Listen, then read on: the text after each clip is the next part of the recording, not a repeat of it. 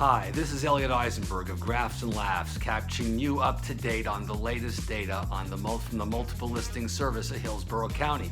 And just like Hillsborough County was last year, the last half of last year, it's the same thing now. A really strong housing market.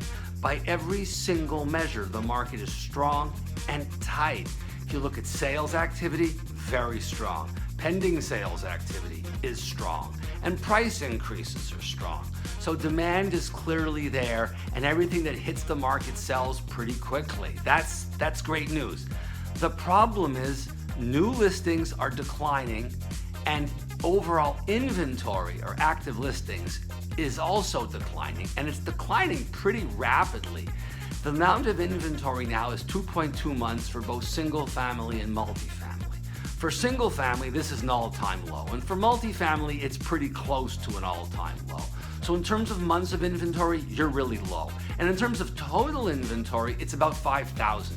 And while this is a 2-year low, and while it was lower like 8 or 9 years ago, back then sales weren't that strong. So there was much more inventory in terms of months of sales of inventory. Now you have low inventories and high sales.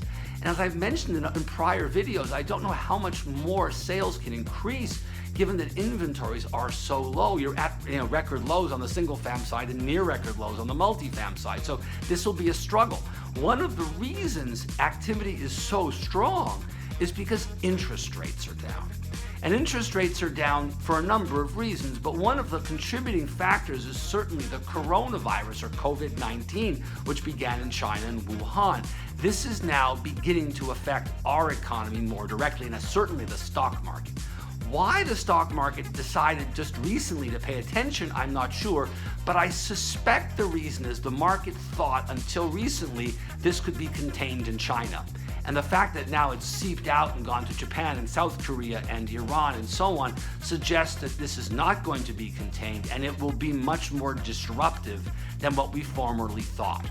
And the reason it's going to be much more disruptive is that the globe is now much more interconnected than it was when there was the SARS virus, which was now 15 or 16 years ago. There's a very big difference now. China's a much bigger global player. They supply tons of pharmaceutical-based materials to make pharmaceutical drugs, and so on and so forth. And also, in places like South Korea, which are export manufacturing powerhouses, almost half of their GDP is export related, and almost 90% of that export material is intermediate goods. So it's things that go inside of medical devices or cell phones or cars or whatever it is.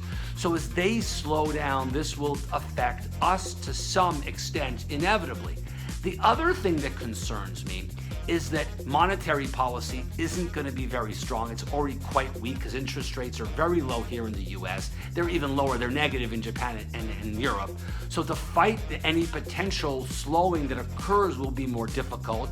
And fiscal policy is going to be strained as well, because in Japan they already have huge budget deficits. Here we already are running a deficit. And the Europeans refuse to fiscally stimulate their economy, primarily because Germany refuses to do it. So we're going to be struggling to overcome this problem. I think at this point, there's not a recession likelihood here. It's gotten up a little bit, no question. This is a black swan event, clearly. But I think it knocks GDP growth in Q1 down to 1% from 2%, not a recession. And conceivably this lasts a little longer. It could go into Q2. I suspect that by then we end because the weather gets warm and the virus dies. And that's it. So I'm not on recession watch, but GDP certainly will be slower. That's it for this month. See you next month.